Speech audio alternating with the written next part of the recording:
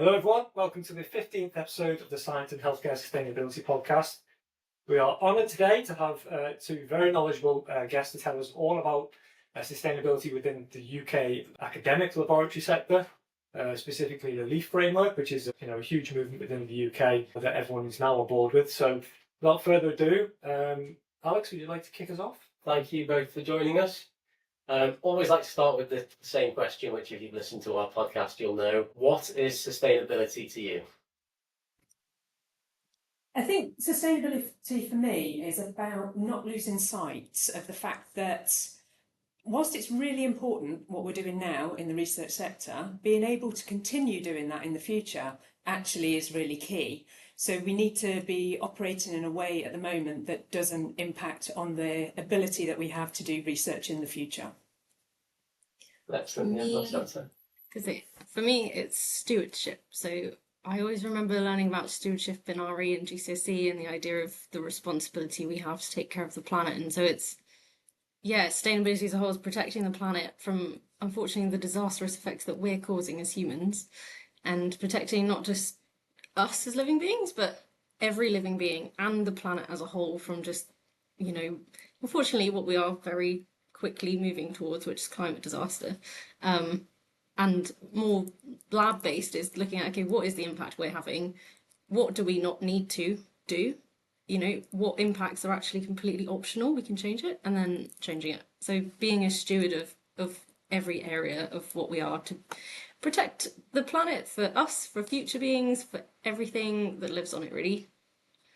Yeah, Andrea, Caitlin, great answers. Sticking with you, Caitlin, what do you think the scale of the problem is specifically in labs? Huge. I mean, I think it's something like it's between 3 and 10 times more impact in a lab for more energy consumption per square footage than an office space. So if you think, even if you've got a tiny lab versus a large lecture theatre, you're having a massive impact. And it's across so many different areas, energy, water, waste incineration, plastics. And I think the thing that makes it really big is how complicated it is, because we want to do cutting edge research, we want to learn things, we want to discover, we want to cure diseases, but how we're doing that is really important. And it's only recently we've started thinking about it and going, hang on a minute, we don't have to do it this way, we could do it this way, which is also better for research. But huge. I mean, there's hundreds of thousands of people working in research worldwide, not just in the labs, but outside. If we're all using plastic, we're all using, liquid nitrogen or ultra-low temperature freezers or NMRs or SEMs, that is a lot of carbon emissions associated. So it's a pretty big problem. Yeah. How do you think the UK compares to kind of the global problem? Think we're any better? Are we worse? Do we care more? Do we care less? For me, I think it depends which angle you're looking at it from, because oftentimes, we look out from the UK and see what other countries are doing and just think, there's so much more we could be doing. But then you meet with people from other countries and they come back and they're like, oh, what you're doing in the UK is absolutely brilliant, compared to what we're doing. Things like the Concordat for the environmental sustainability of research and innovation practice, this is really groundbreaking stuff. So sometimes I think it just depends on which direction you're looking at it from, whether you're looking inwards at the UK or whether you're looking at the UK from outside. So yeah. I'll add, when I look at other countries, I've got friends in Oslo, Brussels, Madrid, and I think, your bin system is really good. But then we'll use LEAF in another country, for example, and we'll say, this is the criteria, think about recycling and general waste, and they go, well, our local authority doesn't actually really offer recycling. And I kind of think, wow, I'm not actually appreciative of maybe how far we've come. You've got new government legislation coming in around having separate paper and cardboard and then mixed recycling. There's councils with loads more. So if you kind of compare us to everyone, we're maybe, I think, top 30%.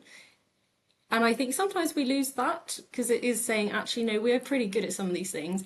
And in the labs, I think we're doing really well. We've got so many universities that are using LEAF or other programs to make changes. They're hiring people into these roles to be sustainable research coordinators, sustainability officers. there's been a massive drive, and then we'll have, maybe someone from another country and go, oh, I'd really like to learn about what you're doing in the UK. And you go, oh, okay, I think we're doing quite well, actually. So, yes, we're doing well. There's always improvement to be made. We're not perfect. Yeah, absolutely. It sounds like there's a lot of momentum building as well. Are you seeing a change in attitudes of scientists as well?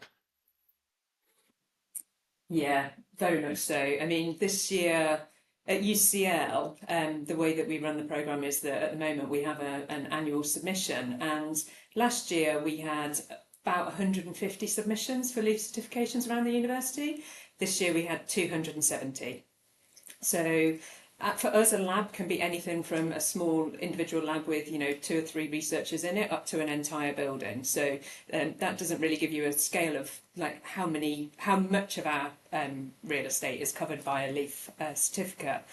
But given that we almost doubled the number of labs that actually are doing the certification, I think we really are starting to see a big change. And undoubtedly, some of that has come from the Concordat, some of it has come from the Welcome and CR UK mandating sustainability certifications for some of their funding programmes.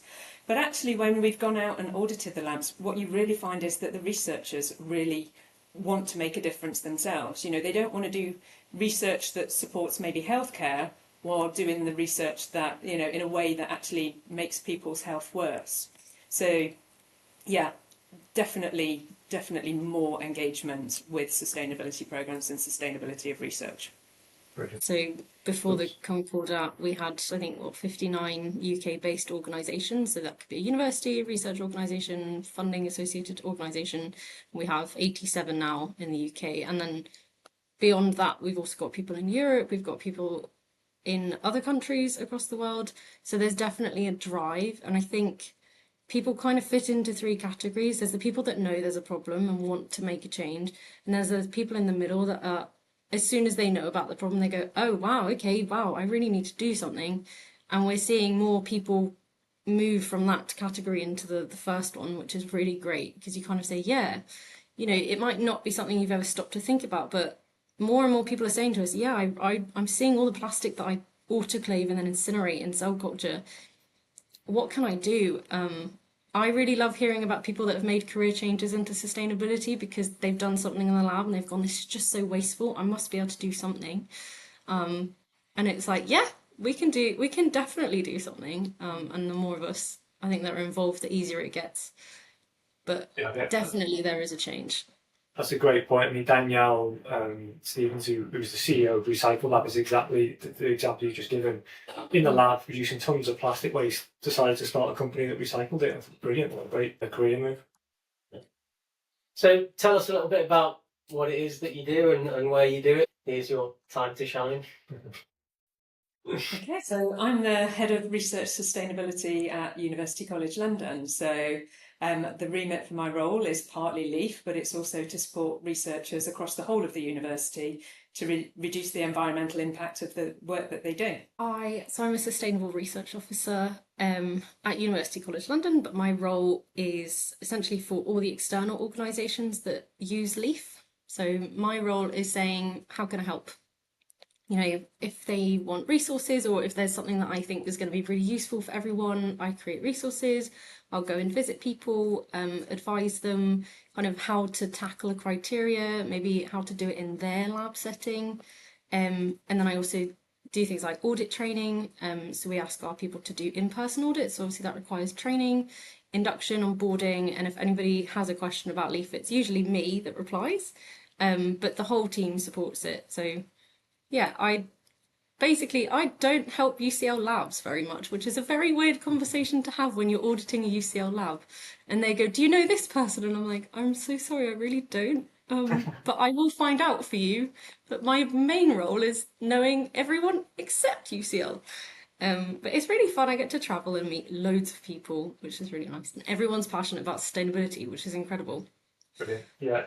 For the very few people in the UK, certainly in universities, who don't know what LEAF is, could you give us a brief description of what the framework is? Caitlin, I'll leave this Yeah, one for oh you. gosh. Yeah, so LEAF is the Laboratory Efficiency Assessment Framework. And it's a tool or a guide, which is essentially is a set of actions that people take.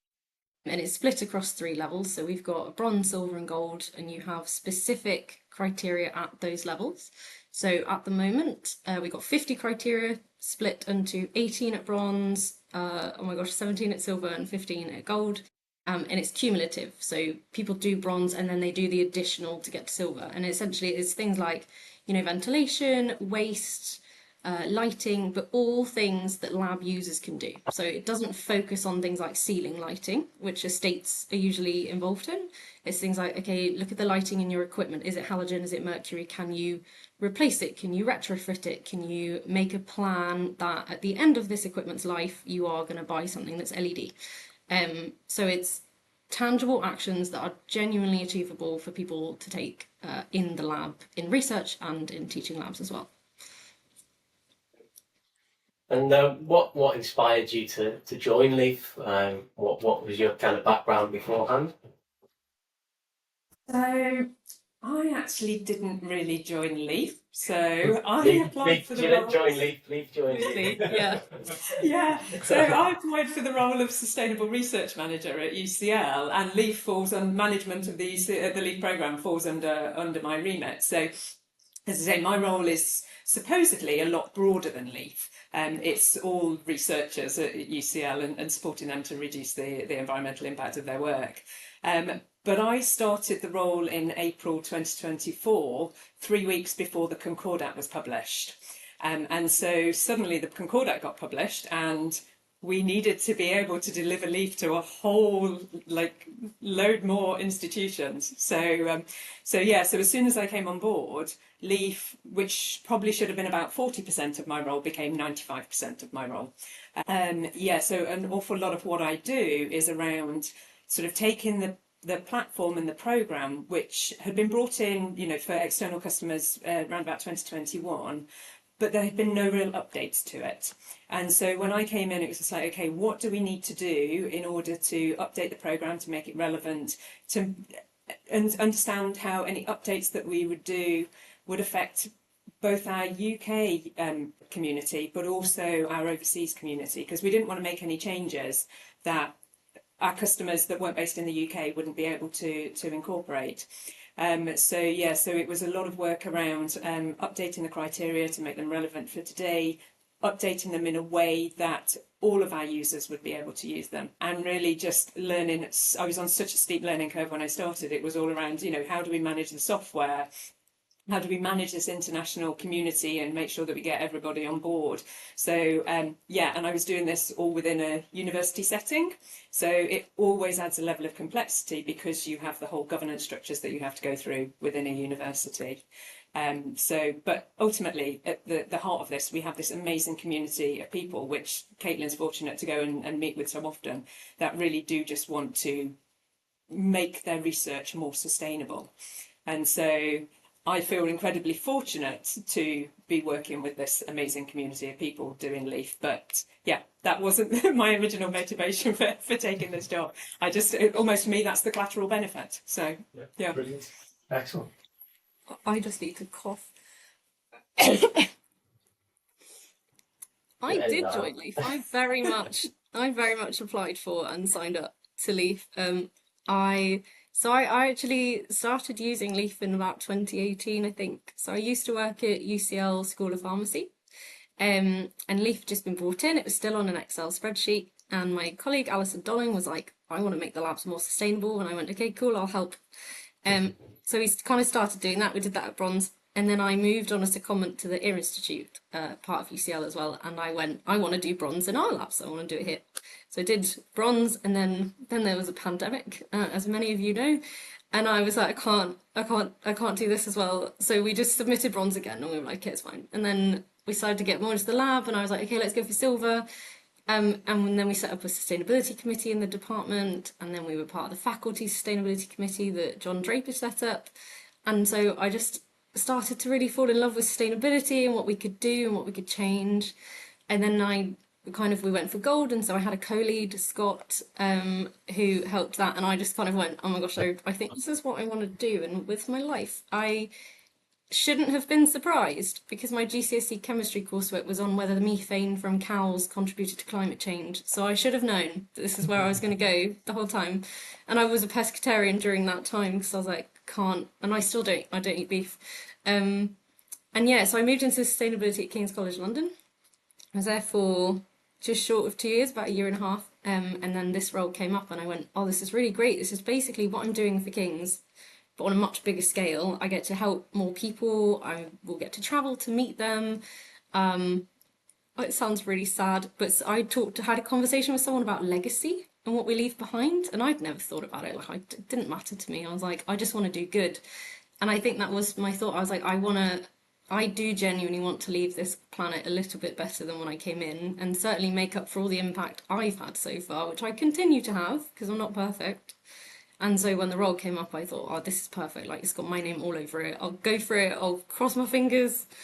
I told Andrew in the interview, I was like, I love trains. If you want me to get a train anywhere, I'll get a train. And I do. I get trains Germany. I'm getting a train back from Switzerland next week. I can't wait. So I very much applied for Leaf. And that's how I ended up here. Brilliant. That's very commendable. We had Jenna Lowe from University of Liverpool on podcast a few episodes ago, and I mean, her role essentially has been created because of your framework, and I guess that's the same. And most universities are actually putting resources behind it now because there's a framework to adhere to and a sort of roadmap, if you like. So, yeah, I think the whole of the research community's got a lot to thank Leaf for. But the next question I've got written down actually has been, what's the biggest challenge in getting the message out? But I probably think the challenge is actually dealing with the incoming inquiries as opposed to spreading the word, because I sense that the demand is kind of outstripping your resources maybe, or your time. I think, yes, a little bit. We're fortunate that Caitlin, like, whereas I might do the work of one person, Caitlin effectively is at least two people's, her level of productivity means that I effectively have two employees in one person package. But I think really there's sort of two levels to that question, because if we think about sort of Leaf as a framework, we don't market it in any kind of way. That's not for us what it's about. People do come to, universities and organisations do come to us in order to inquire about Leaf and whether it's something that they can use in their organisations. I think still the biggest challenge that we have when it comes to Leaf and getting the message out is still the people that they are researchers they have so many demands on their time. And still there is sort of almost that, for me it's a misperception, but it's still a perception that actually doing sustainability is another thing that they've got to do on top of their research. And, it's been quite a long time since I worked in a lab, but just as I was leaving the labs, public engagement was the thing that researchers were expected to do as part of their research as well. And so that was very much an add-on, and then it became something that people just do as standard now. Public engagement is a really common thing that people do as part of their research.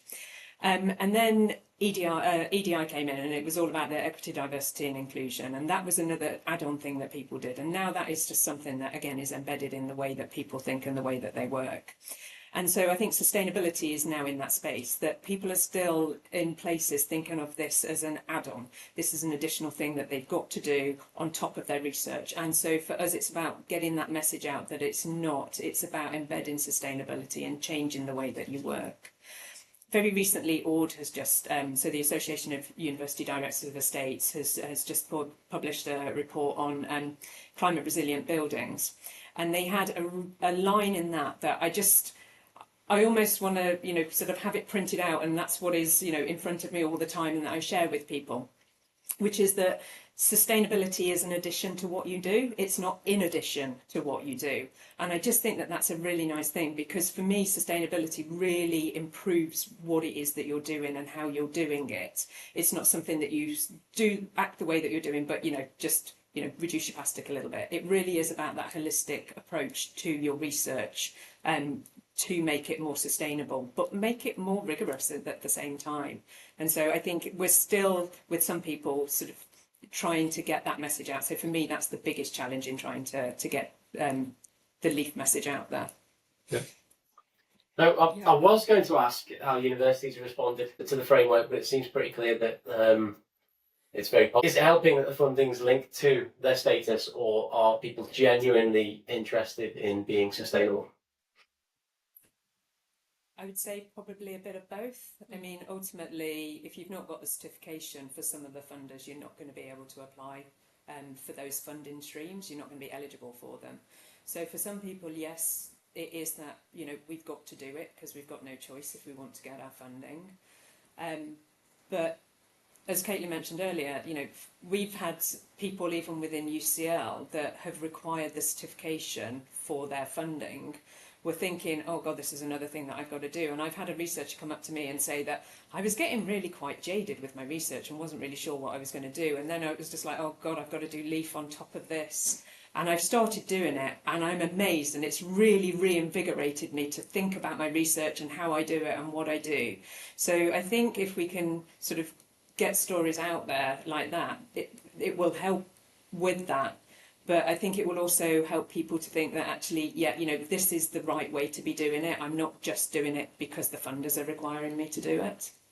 I guess also from a sustainable point of view, you've got to get them to respond somehow, and if that is tied to funding, then it's for the greater good anyway.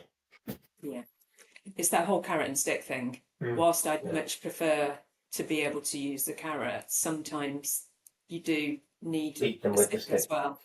But as somebody said to me, you know, there's nothing to say that you can't beat somebody with a carrot. So, you know, it's sustainable.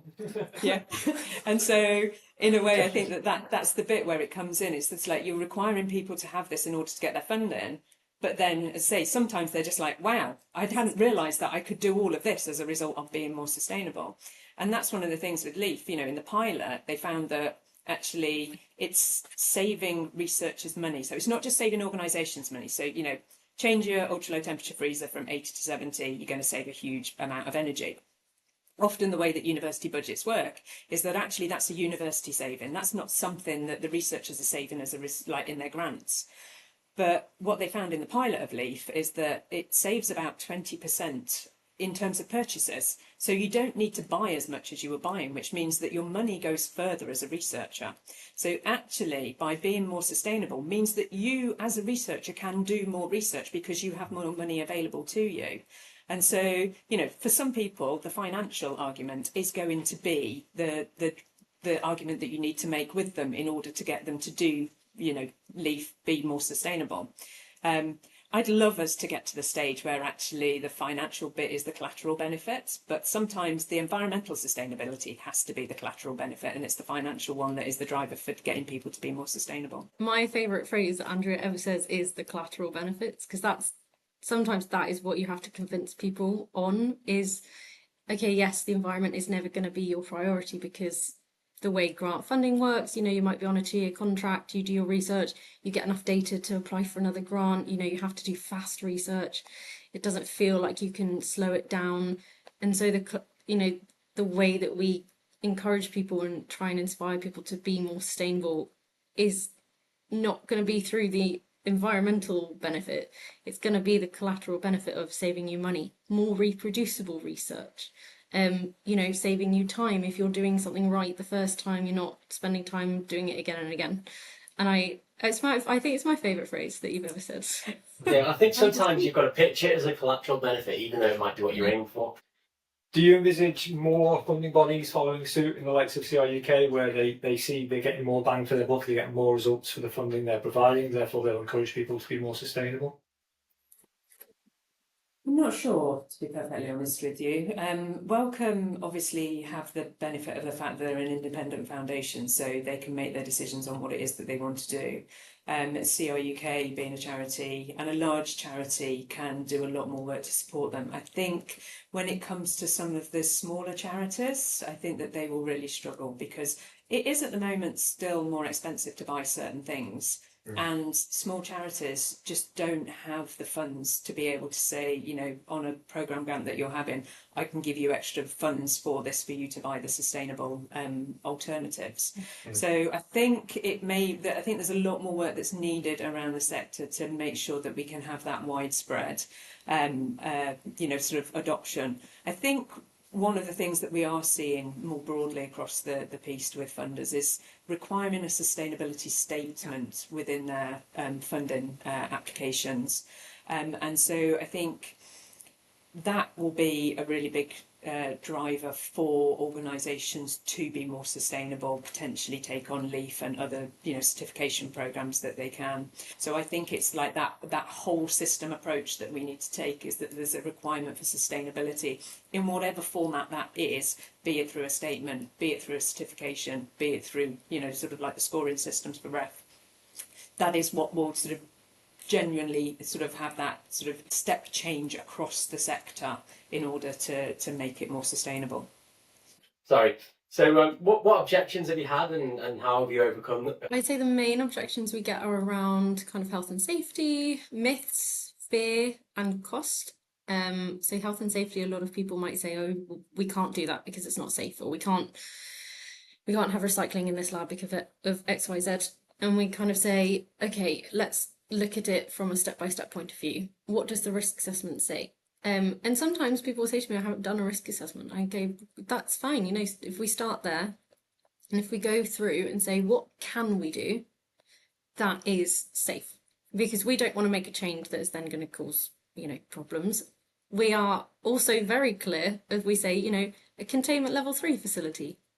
Do not put recycling and general waste in that room, please. We are very much like, I would say I'm slightly from a health and safety background. Andrea very much has a lot of health and safety knowledge, so we're never going to suggest anything that is hazardous or dangerous. But it is saying, okay, but what can you do? It's the core of LEAF is it's a framework to say, here are the actions we think you should be taking.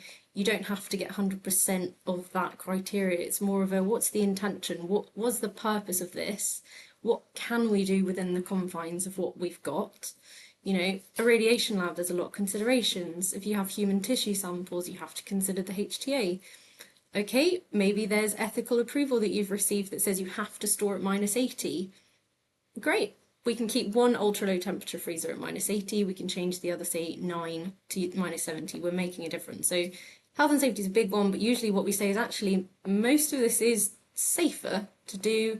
You're having a full risk assessment, you're considering what to do in an emergency so that you're not then overdoing it. Myths are a really big one. So, the science community, we're so evidence-based, and yet there's so many things that we do based on myth and fantasy of the idea of, oh, well, if I do this, this will happen.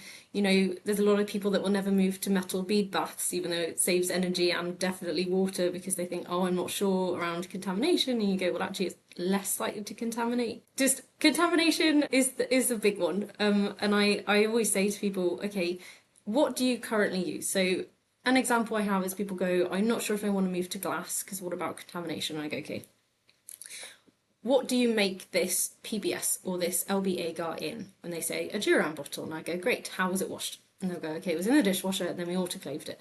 And I go, okay, great. This pipette, you'd normally use a single-use serological plastic sterile pipette. If we have a look at a glass pipette, we can wash it in the same way. We can get a dishwasher accessory for the dishwasher. We can then autoclave it in the same way. So it's been through the same process. So it's been treated in the same way. So if you are happy to use that Duran bottle to create and store your liquid, you should be happy to use the pipette to dispense, aspirate and dispense the liquid. So sometimes it is just kind of, the objection is health and safety, fear, contamination, and you kind of have to go, okay, let's look at it from a step-by-step process. Why are we doing this? What is the fear? What is the likelihood of that actually being a thing that happens? And then how can we maybe prove it to you? Sometimes you actually do have to do it in your own lab and say, look, we've tried it and we've tested it on our actual cells or our actual research. It's fine. And then a big one's cost. There are things that are more expensive up front. If you do not have that cost up front, then it's very hard to do. Long term, it will save you money, but if you've not got the money there in the first place, it's a struggle. But that's, I guess, less of an objection, more of a barrier. Definitely those, yeah. But we're trying to find ways to kind of reframe the thinking on it and say safety and sustainability go very much hand in hand. One very much supports the other, and if there's a conflict, then health and safety is going to come first anyway. Yeah, really good point. You've listed some really good impactful changes there, but if our lab listeners are looking for one big impactful change that they could potentially make from listening to this podcast, what would you say is the one thing they should all be doing? So for me, it's, can you experiment before you do it? really think about what it is that you want to get out of the experiment that you're doing. We always say it, the most sustainable experiment is the one that you don't do. And I know from my time when I worked in a lab, the number of quick and dirty experiments that I did, and I think back to all of the resources that I wasted as a result of those, when if I'd actually just sat down and properly planned the experiment in the first place, worked out exactly what controls it is that I needed, I could have saved so much, so many resources, so much plastic. And so that would be my thing, is actually really consider about what it is that you want to get out of the experiment that you're doing, plan it properly, and then execute it well. Yeah, really good point. I mean, you're saving time and money there as well, aren't you? It's a sort of triple whammy. Absolutely. Yeah. Absolutely. It's like to add to that one before I do mine, the best thing like you could do in cell culture is proper aseptic technique, because if you get contamination, you're gonna have to do weeks or months worth of work all over again, loads of plastics. And actually, if you just learn how to do proper aseptic technique, that's gonna make a massive difference. Mine's organisation. I think like if you've got proper sample labeling, proper inventory, tidy shelves, which I know is really hard in the lab, you know where things are. Out of the labs that I audited recently at UCL, the best ones by far were those with a label maker. And I, as someone with a label maker, I really felt that in my bones, because it was organised. You know, they knew, they could see the writing on their labels. Didn't matter if it had been in there 5 years, they could read what was on it. They had that listed. So not only could they see how old something was, they could see who made it. You know, if there's maybe someone in your lab you don't quite trust, you just wouldn't use their PBS. But they could also see if something was expiring and go, okay, is this known to actually stop working on expiry or not? If it's known, then actually we won't use it, because then we'll have to repeat an experiment. If it is known to still work, we can use it, we don't have to buy more. So it's very much knowing what you've got, where it is, what is the quality of it. Again, this will save money, it will save time from not having to repeat things, but labelling and being organised is, I say it's easy to do in my own house, it's not, but you know, in a lab it is really, really effective. Yeah, I mean, great examples, because you know these things are free. Basically, the two things you've just described are free and actually going to save them money and time. So, yeah, brilliant answers. Thank you. A question I always ask: do you think labs could ever become carbon neutral, or is an element of waste kind of inevitable? I think an element of waste is always inevitable, but it's the type of waste that you produce and how much waste you produce and how that then has to be managed. This is something that Caitlin and I were discussing earlier, and I'm actually going to pass over to her because she had a really nice sort of take on it and where she thought it was going to go, which she'll be able to articulate a lot better than I can. So.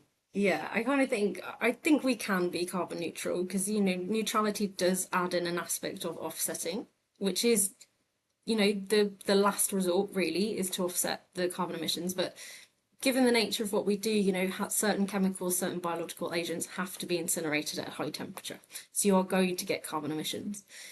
What we can do is look into green chemistry. What can we replace these chemicals with? We can look into autoclaving and then recycling plastics. But I think there always is going to be some sort of emissions from waste.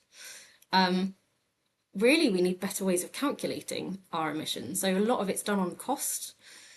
As we move into more sustainable products, they're often more expensive. And so, like at a university level, we often use cost for our Scope 3 emissions on purchased goods and services. If we are seeing that actually our what we're spending is going up, we're going to think we're doing more carbon emissions, which isn't necessarily the case. So we need better ways of calculating it.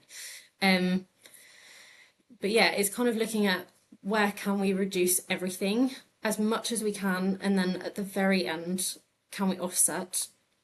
Or can we consider putting money into better technologies for sequestering carbon or reducing the carbon that is emitted through these routes that we are still using? So UCL's policy on offsetting is it's the last thing that we do. We try and do absolutely everything we can first, which is very much what we would want to see as well. I think carbon neutral is possible. It's really hard. You can only do your best, but yeah, I like to think so. You've got to have some hope, haven't you? Yeah, absolutely. That's the usual answer. Maybe we can't be completely carbon neutral, but it's something we can aim for. I think we just have to be very mindful of the offsetting that we do in terms of the programs that are used, and really be certain. There's so much uncertainty in the offset programs that are available that I think we need to be very careful when we do, if we have to use any of those schemes, to be really certain that they are actually genuinely genuinely offsetting, not just doing it in name. Yeah, no, that's a really good point. Caitlin, I want you to imagine for a second you've been on a really long train journey. You've listened to the complete sustainability podcast back catalogue. You've arrived at a lab. It's all beautifully labelled. They've all designed their experiments perfectly. What other 3 things would you implement into that lab as a kind of quick, not quick fix, but easy wins to say that you can just go, right, change that, change that, change that. Thank you very much. Come on back on the train. And I know Andrea is passionate about ULTs, so I won't take that one away from her. Waste. I've slowly become very involved, knowledgeable. I wouldn't necessarily knowledgeable, passionate about waste and proper categorization of waste. So I would say definitely focus on waste, and when I say proper categorization, when we say consider recycling, consider general waste, consider offensive and infectious waste as well in the labs. A lot of things are going into the yellow waste bag, which in the UK is clinical hazardous waste. It's high temperature incineration, tons of CO2 carbon emissions, very expensive. Actually, a lot of stuff that goes in there doesn't need to. And a lot of it is that just in case kind of scenario, which I completely understand from a lab perspective. You go, not everyone knows X, Y, Z, so we're going to put everything in here just in case. But actually, if we stop to think about what are we using, what are we producing, what is the hazard and the risk and the likelihood, we can just say, actually, that can go in offensive waste, or that could actually go in recycling waste. And for me, it's, sometimes I'll go into a lab and I say, well, it's been in the lab, so it's contaminated. And I go, well, that's not necessarily true, because you've been in a lab and you wouldn't consider yourself contaminated. So if we really look, what are you working with? What is the hazard? And if someone goes to me, I don't know, I kind of think, well, maybe you shouldn't be working with it. So it comes back to safety as well. But I'd say look at waste, look at what you're using, and think, actually, is there a more appropriate bin for this to go in? I'm not saying that you take something hazardous and put it in a lower category bin. Absolutely not. What I'm saying is something that should have never been in that yellow bag in the first place could or should be going in the other ones. Because, again, estates will pay the cost. The planet will pay for the carbon emissions. And the difference between offensive waste and clinical waste is huge. And the same with infectious waste, that's still an option. It'll get decontaminated through chemical means or autoclaved off-site, and then it will go for low temperature incineration as well. So maybe, waste, making sure they know why they're putting something in that yellow bag bin. And it's not just just in case, or someone told me to. It's saying, okay, do you know what you're working with? Do you understand what you're working with? And from there, you should be able to tell me which bin it should go in. Yeah, really good answer. But based on that then, Caitlin, should universities be starting with the lowest risk labs first, teaching labs, for example? Should that be a good place to start with sustainability? Because you've got the added benefit that you're teaching the next generation of scientists as well. This is how it's done from day one. Yeah, I think it is I'd say there are pros and cons. So obviously you've got undergraduate students. If they're first year, a lot of people are coming straight from school. And I say that as someone who has just with an asterisk finished my bachelor's in biomedicine. So I've recently been in the teaching lab with undergrads. And I do think there is a lot of opportunity to teach undergrads more about the more technical side of a lab. So the types of bins, rather than just saying, okay, at the end of the practical, put your rubbish in these bins, saying, what does contamination mean? What does biosafety mean? What is a containment level 1, 2, 3 labs? Because a lot of teaching labs that I audit say, we can't put recycling and general waste in our labs because of the students, we don't trust them. They could be putting things everywhere. We see things go in the wrong bins, and I kind of say, okay, what do they learn? What could we be teaching them instead that actually will support their learning? When they go in there and work in a lab, they already understand the waste routes. So yeah, I think teaching, because often a technical team will have more control of the lab. Not always the case, but usually there's like a set group of people. It can be easier, but on the other hand, it can be more difficult because obviously the students, there's often a lot of them. Teaching practicals are a very quick turnaround at times. And I know that as someone who's kind of started as a teaching technician. So there are easier parts and harder parts, and it's trying to find the balance of what do we try in a research lab, what do we try in a teaching lab, and then what do we learn from each other. Yeah. But yeah, I think there are definite pros to trying it in teaching first. Yeah, good point. So, is sustainability worth paying for, in your opinion, or should we be aiming for it to be cost effective, cost neutral, if you like? I think it's a combination. When it comes to grant funding, it is finite, so people are limited in the funding that they get. They have the aims that they are delivering on in their research, so they need to have sufficient funding to be able to do that. And if the more sustainable options are more expensive, then there is that potential that it could limit the research. As I mentioned earlier, Leaf will save people money. So for me, it's about using your savings to potentially buy those more sustainable options. That gives you that extra bit of budget potentially that you need, which means that your grants can go further. And if people are buying more sustainable products, then the more people that do that, the lower the price will become. So there has to be some level of investment in people buying the more sustainable options to start off with. And this is where we're fortunate with funders like Wellcome, that they will allow additional funds to be claimed if you are buying more sustainable options within your grants. So I think we do have to make it cost effective. The other thing is we've also got to make it very easy for people as well. They've got to know what are the more sustainable options to be able to buy, so that they know where to target their funds on. And yeah, I think it's like everything, that you kind of have to take a bit of a financial hit first before you can embed things. And as much as I would like it not to be the case, I think, with a healthy dose of realism, that's probably what we have to sort of take.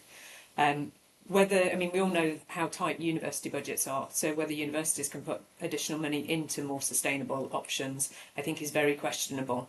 So I think this really is where it comes into what are our options for additional funding, and it is around how you are spending your grants, and for some grants, whether you can get just a bit more additional money to buy the more sustainable options.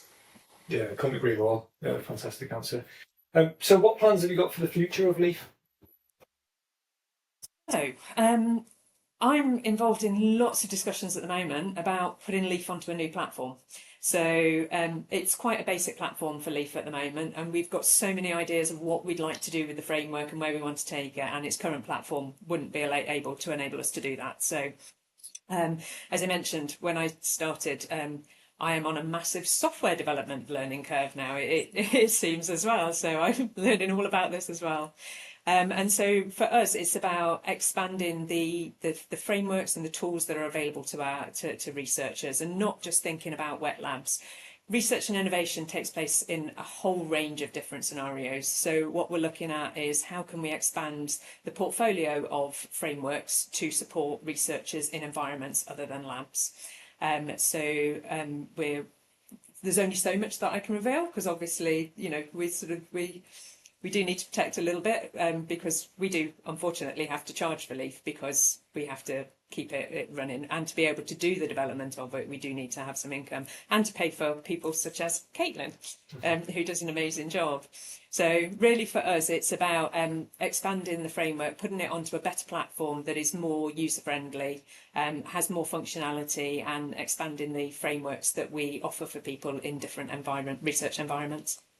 Brilliant. More short-term future plans, we're kind of trying to build the community a bit more. So one of the lovely parts of my job is I get to go out and visit people. So more and more we're saying, we're going to be in your area. Can we help? How can we help? These are some of the things you might want to do. We're really rolling out our audit training. So we ask, when people apply for a Leaf certificate, like that kind of recognition, we ask them to go through an in-person audit. Geography dictates that we physically can't go and audit everyone. We have people in Australia. The carbon emissions of flying to Australia can't really justify it. However much I have to go. Yeah, it takes a while. And I have a cat, and she might be quite sad if I'm gone for a month or two.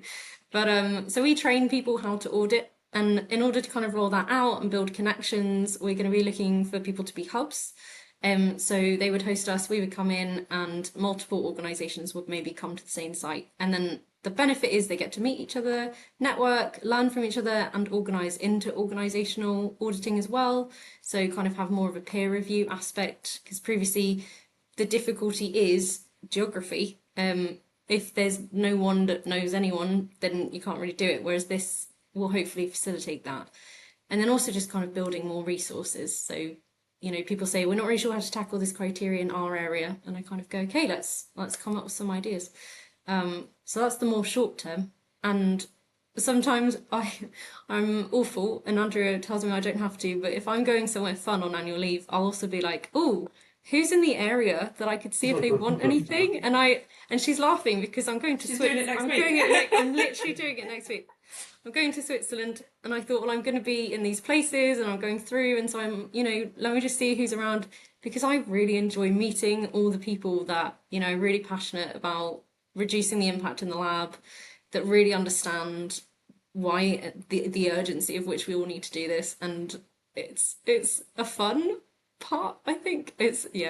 Andrew's like, you don't have to take the time back, and I'm like, no, I really enjoy it. And then I'm going to go to the aquarium, or then I'm going to jump in Lake Geneva. And she's like, okay. So yes, that's the short-term future plan. Very good. Well, we see that sort of collaborative community that you talk about, even on the commercial side, to the manufacturers and the suppliers. You know, we've got Polycarbon working with Recycle Lab. Like, everyone's kind of collaborating in their own way to bring more sustainable solutions to scientists. So it kind of brings people together, sustainability, I've found it. Even when they're competitors, they still talk about it together, which is great. Absolutely. Where can people find out more about Leaf? Where should they be looking? Where are you going on holiday so they can book you in? Make a list. Yeah, so search Leaf UCL on Google, or look for Leaf on LinkedIn, or just drop us an email on leaf@ucl.ac.uk. And we're happy to talk with you more about the programme and what it might offer for your particular organisation. Yeah, I'd say do give us a follow on LinkedIn, but also it's me that runs it, and I'm not amazing at social media, but we like to repost people when they get their certifications. Organizations that get like 100% certificate across all their lab spaces, I'm like, this is amazing. So we get to repost a lot of that. And also, if we ever do a talk and we think these resources might be helpful, we'll put that on LinkedIn as well, so it's available. But yes, I'm not the best at posting. But do give us in the team. Put it that way. No, I'm very wordy, and there's a character limit on LinkedIn, and so I always have to spend a lot of time cutting it down. Yeah. Or you could do a video. I should do a video. Should do a video. Yeah. There we go. Well, Podcast. Andrea, Caitlin, thank you so much for your time and the insight you've given us. Before we go, is there anyone you would recommend coming on the podcast? Yes. So I would recommend Fiona Abshead, the chair of the Sustainable Healthcare Coalition. So before I moved into this role, I was doing a lot of work working with UCL partners on projects that were looking to support the NHS to decarbonise. And Fiona was really key in a lot of that work. And I think it's a really nice crossover between NHS and higher education and sustainability. I think she would be a great guest. Brilliant. Thank you, Andrea. I got two people. So Ben Gray, he used to work at Imperial College London, but he runs Sustainable Steps. So he's doing a lot of great work on outreach there. And then also Dr. Saroj Saria. She works at Oxford at the Dunn School of Pathology. She's a lab manager, and she's doing really amazing work on looking at how you can recycle biologically contaminated plastics, and she's an absolute powerhouse. I don't know how she has enough hours in the day.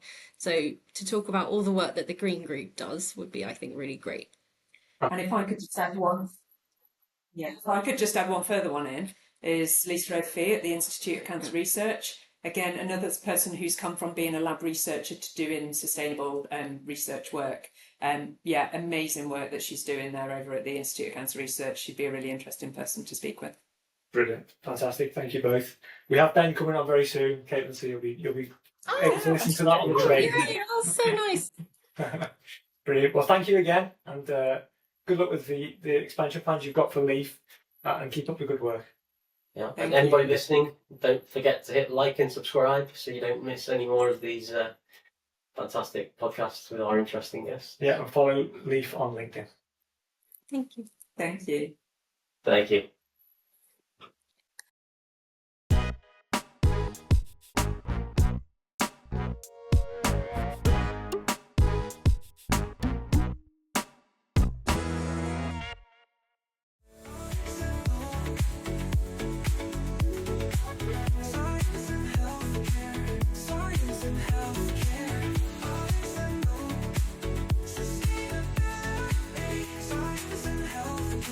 Science and healthcare.